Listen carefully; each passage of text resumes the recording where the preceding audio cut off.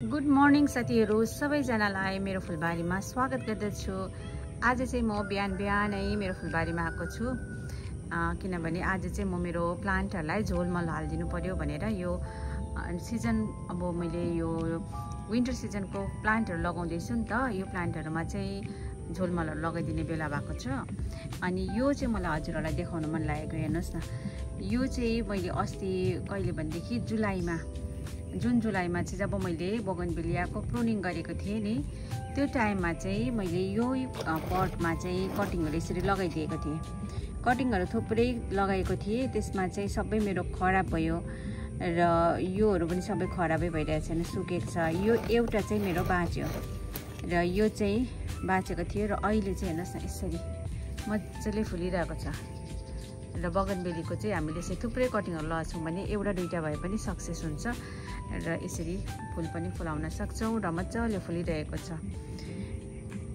र मेरो पिटोनियाहरु चाहिँ मैले यो अस्ति पहिला लगाइदिएको यो चाहिँ सिंगल पिटोनियाहरु हो र सिंगल पिटोनियाहरु चाहिँ अहिले यस्तो भइरहेको छ र यिनीहरुलाई चाहिँ मैले अस्ति एकपल्ट झोलमा हालिदिएको छु। अनि यसमा डीएपी को केही दानाहरु पनि हालिदिएको थिए र ग्रोथ एकदम मज्जाको भइरहेछ। हेर्नुस् न, अब फुल फुल्नलाई सुरु भइरहेको छ। र अब मेरो अरु नयाँ पनि लगाएको छु नि त, विन्टर फ्लावरिङ प्लान्टहरुमा पिटोनिया चाहिँ लगाइरहेको छु मैले। र त्यो पिटोनियाहरुलाई पनि आज झोलमलहरु लगाइदिनु पर्ने छ र यो प्लान्टहरुलाई पनि म झोलमलहरु लगाइदिन्छु। अनि यहाँनिर चाहिँ हेर्नुस् न, म हजुरहरुलाई अलिकति जुम गरेर देखाउँछु। यहाँनिर चाहिँ मैले हेर्नुस् न बालसमको सिड्सहरु चाहिँ छरेको थिएँ, चिउरी फुल थियो नि त मेरो, त्यसको सिड्सहरु छरेको थिएँ। यो चाहिँ उम्रिँदै रहेछ है, यसरी यहाँ साइडमा उम्रिँदै रहेछ। र पिटोनिया चाहिँ मेरो अहिले यस्तो भइरहेको छ है, हेर्न सक्नुहुँदैछ। यो चाहिँ सिंगल पिटोनियाहरु हो साथीहरु। यहाँ चाहिँ हेबिस्कसहरु हेर्नुस् त है, हेबिस्कसहरुमा चाहिँ अहिले फुल पनि मज्जाले फुल्छ, तर अहिले चाहिँ मिलीबगहरु पनि लाग्ने सिजनहरु आउँदैछ साथीहरु। अब विन्टरमा चाहिँ मिलीबगहरु पनि लाग्न सक्छ नि त हेबिस्कसमा, त्यो चाहिँ याद गर्नुहोस् होला। मेरो चाहिँ अहिलेसम्म लागेको छैन, एकदम राम्रो हेल्दी छ। र यो सबै प्लान्टहरुलाई चाहिँ मैले मज्जाले गुडाइ गरिदिएको थिएँ। अनि यसमा मैले मलहरु पनि हालिदिएको थिएँ, अलिअलि भर्मी कम्पोस्ट र डीएपी को केही दानाहरु पनि हालिदिएको थिएँ र एकदमै राम्रो ग्रोथ भइरहेको छ। अब फुल्नलाई यसरी कोपिलाहरु पनि धेरै छ र यो प्लान्टहरु चाहिँ मेरो यस्तो भएर बसेको छ, हजुरहरु हेर्नुस् होला। र साथीहरु लालुपातेमा चाहिँ अब कलरहरु यसरी आउन थालिसकेको छ, हेर्नुस् त है। यसको पत्ताहरुमा चाहिँ अब कलर चेन्ज हुन थालिसकेको छ। यो चाहिँ मेरो रेड कलरको हेर्न सक्नुहुँदैछ, यो यसमा पनि हल्का कलर चेन्ज हुँदैछ। यो चाहिँ अलिक अर्कै कलर छ, डार्क रेड छैन। र यिनीहरुमा अब कलरहरु यसरी चेन्ज हुन थालिरहेको छ। अनि यसैको कटिङ चाहिँ मैले अस्ति लगाइदिएको थिएँ। यहाँनिर हेर्नुस् त, योमा पनि यो सानो सानो पटमा छ, यो प्लान्टहरुमा पनि कलर चेन्जहरु हुँदैछ। र अब चाहिँ यो चाहिँ मेरो येल्लो भनौँ न, हल्का व्हाइट टाइपको छ, प्योर व्हाइट त छैन, येल्लो टाइपमा छ र यसमा पनि यसरी आउँदैछ। र अब यो प्लान्टहरु चाहिँ एकदमै राम्रो देखिन्छ विन्टरमा र यसरी हल्का कलर चेन्जहरु हुँदैछ, हेर्न सक्नुहुँदैछ।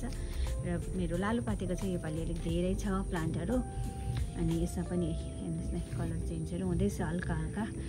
र हजुरहरुको के कस्तो भइरहेको छ लालुपातेको प्लान्टहरु?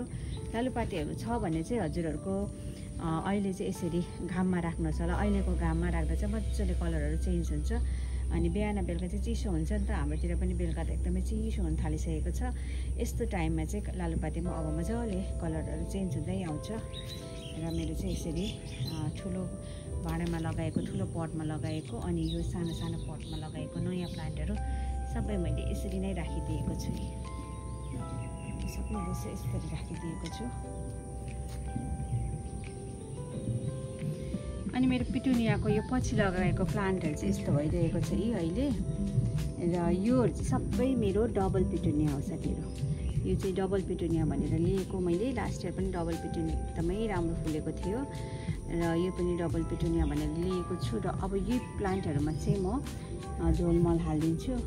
र हुनु चाहिँ मेरो यो गमला अलिक चिसो छ, तर पनि म अलिअलि चाहिँ हालिदिन्छु, धेरै चाहिँ हाल्दिनँ। हिजो बेलुका मैले पानी लगाइदिएको थिएँ, त्यही भएर गमला चाहिँ अलिक चिसो छ। र अहिले चाहिँ मर्निङमा छु, दिनमा मजाले घाम लाग्छ र त्यही भएर चाहिँ मैले लगाइदिँदैछु। र अब कुन चाहिँ फर्टिलाइजर लगाइदिनेछु म झोलमलमा हजुरहरुलाई देखाउँदै जानेछु। र झोलमल चाहिँ मैले यहाँ बनाएर राखेको छु, हेर्नुस् ल।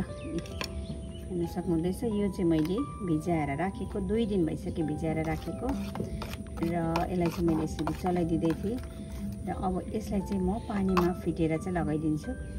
फ्लावरिङ प्लान्टहरूको लागि चाहिँ यो झोलमल एकदमै राम्रो हुन्छ। यो चाहिँ हामीलाई सस्तो पनि पर्छ र एकदम राम्रो पनि हुन्छ। विन्टरमा युज गर्नु चाहिँ एकदमै बेस्ट हो, अर्ग्यानिक हो र हामीले यो फर्टिलाइजर युज गर्न सक्छ आफ्नो प्लान्टहरूमा। र यसमा चाहिँ मैले पिनालाई भिजाएर राखेको छु र पिना चाहिँ कस्तो हुन्छ भनेदेखि हजुरहरूलाई म देखाउँछु है त। पिना चाहिँ यस्तो हुन्छ, मैले चाहिँ यसरी लिएर आएको थिएँ र यो चाहिँ हेर्न सक्नुहुँदैछ, यस्तो हुन्छ, एकदमै पतला यो र यो एकदम सजिलो हामी पाइहाल्छौँ, जहाँ पनि पाइहाल्छौँ। यो चाहिँ हामी र फुल दोकानहरूमा पनि पाउँछौँ र गाईहरूको चारोहरू पाउने ठाउँमा पनि पाउँछौँ हामी र यो चाहिँ हामीलाई सस्तो पनि पर्छ र एकदम सजिलोसँग पाउँछौँ पनि।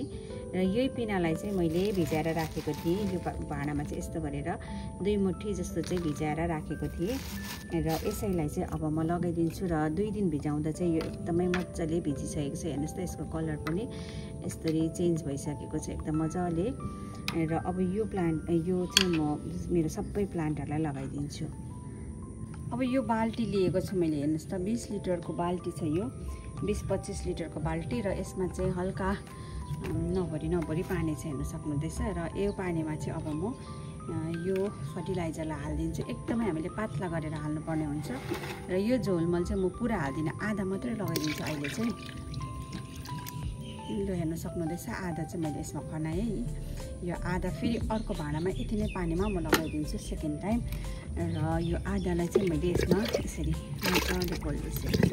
यो एकदम हामीले पातला गरेरै लगाउनुपर्छ, मोटो चाहिँ लगाउनु हुँदैन र यो पातैले गरेर चाहिँ हामीले प्लान्टलाई दिन सक्छौँ र प्लान्टलाई एकदमै राम्रो हुन्छ यो फर्टिलाइजर। र हेर्न सक्नुहुँदैछ, यो चाहिँ अब रेडी भइसक्यो प्लान्टलाई दिनुको लागि चाहिँ।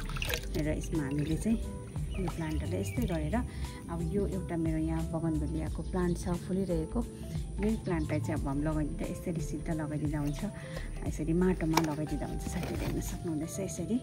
र हामीले यसरी माटोमा लगाइदियौँ भने यो प्लान्ट एकदमै छिट्टोसँग लिन्छ र चाहिँ यो फर्टिलाइजर चाहिँ एकदमै राम्रो हुन्छ हाम्रो प्लान्टहरूलाई।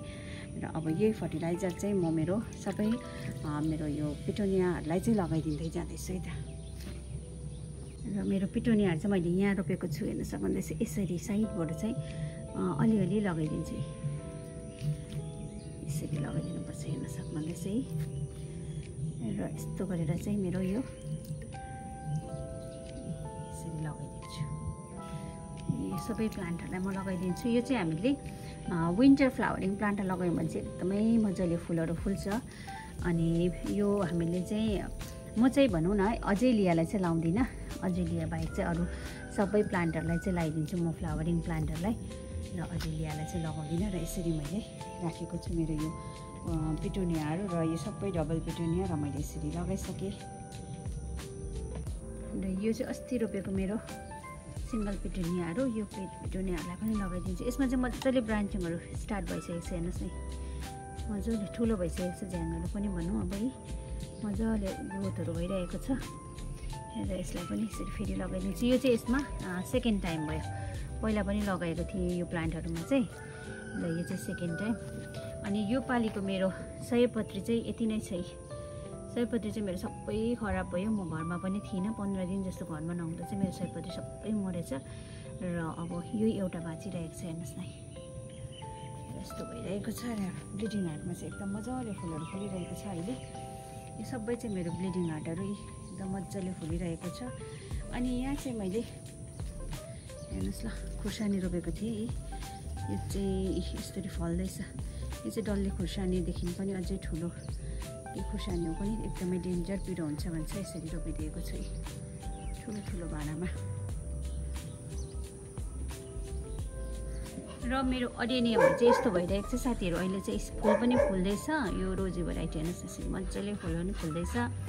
अनि यो प्लान्टहरूले चाहिँ यसरी पत्ताहरू पनि झार्दैछ, किनभने अब चाहिँ विन्टर स्टार्ट भयो नि त, अन्त विन्टरले गर्दा चाहिँ यो प्लान्टहरूमा यसरी यो पत्ताहरू सबै अब झार्दै जान्छ। प्लान्टहरू एकदमै यो चिन्डे भन्छ क्या, त्यही भएर हामीले याद गर्नुपर्छ। प्लान्टहरू यस्तो भइरहेको छ। मेरो यो अजेलियाहरू पनि अहिले यसरी फुलहरू फुल्दैछ, कम्ती कम्ती भए पनि। अब स्प्रिङमा चाहिँ एकदम मजाले फुल फुल्छ र यसमा पनि मैले हिजो अस्ति 4-5 दिन भयो यसको लिक्विड फर्टिलाइजर दिएको थिएँ। यो चाहिँ सिभिड हो र यो पनि अर्ग्यानिक हुन्छ र यसैको मैले झोल मल चाहिँ लगाइदिन्छु अजेलियामा। र यसमा चाहिँ म यो मस्टर्ड केकको झोल मल चाहिँ लगाउँदिनँ र यस्तो भइरहेको छ। साथीहरू हेर्न सक्नुहुँदैछ, न्यू ग्रोथ एकदम मजाले भइरहेको छ यिनीहरूमा पनि। र अजेलिया चाहिँ मेरो सबै यसरी राखेको छु, हेर्न सक्नुहुँदैछ। र सबैमा सानो सानो यो कोपिला पनि लाग्दैछ, हेर्नुहोस् है। कोपिला चाहिँ यसरी सानो सानो कोपिलाहरू लाग्छ र यो कोपिलाहरू पनि लाग्दैछ, धेरै यसरी सबैमा लाग्दैछ कोपिलाहरू पनि। र फुल पनि फुल्दैछ, यस्तो भइरहेको छ अजेलिया पनि। र विन्टरमा र स्प्रिङमा चाहिँ एकदम मजाले फुल फुल्छ यो अजेलियामा पनि छ भने चाहिँ यसलाई पनि हजुरहरूले स्याहार्दै गर्नुहोस्। र अहिले चाहिँ हामीले मलहरू हाल्ने बेला भइसकेको छ, पत्ताको मलहरू हाल्दा हुन्छ। अनि यसमा लिक्विड फर्टिलाइजरै अहिले दिनुभयो भने चाहिँ बेस्ट हुन्छ। लिक्विड फर्टिलाइजर दिउँ भने चाहिँ यसमा एकदम मजाले अब यसरी न्यू ग्रोथ हुँदै मजाले फुल पनि फुल्छ। साथीहरू हेर्नुहोस् है, सबैमा मेरो यसरी कोपिलाहरू लागिरहेछ, मजाले फुलिरहेको पनि छ, कोपिला पनि मजाले लाग्दैछ।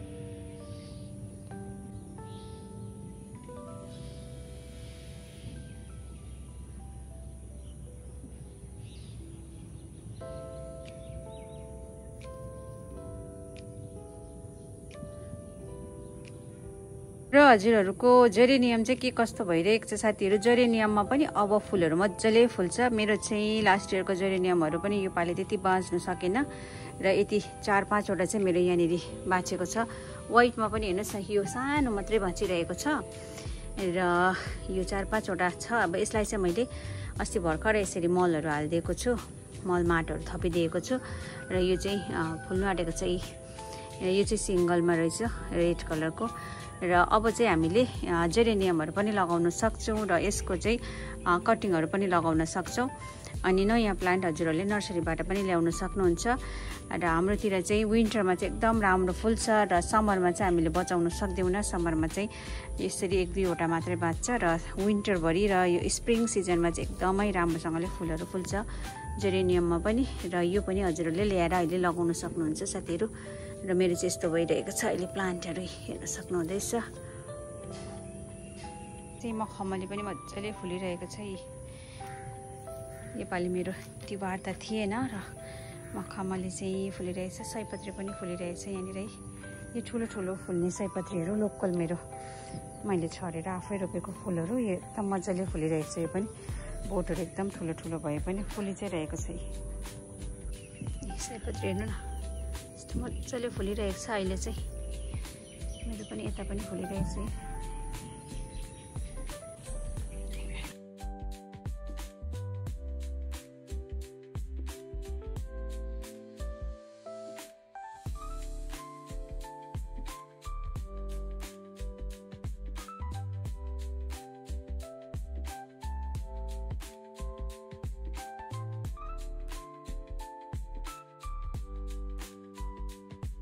अहिले चाहिँ मेरो फुलबारी यस्तो भइरहेको छ। विन्टर फ्लावरिङ प्लान्टहरू भर्खरै सुरु गर्दैछु र यो पर्मानेन्ट प्लान्टहरूमा चाहिँ फुलहरू पनि फुलिरहेको छ। हिबिस्कसहरूमा फुलहरू फुलिरहेको छ। अब पोइन्सेटियामा पनि फुलहरू फुल्न सुरु भइरहेको छ साथीहरू।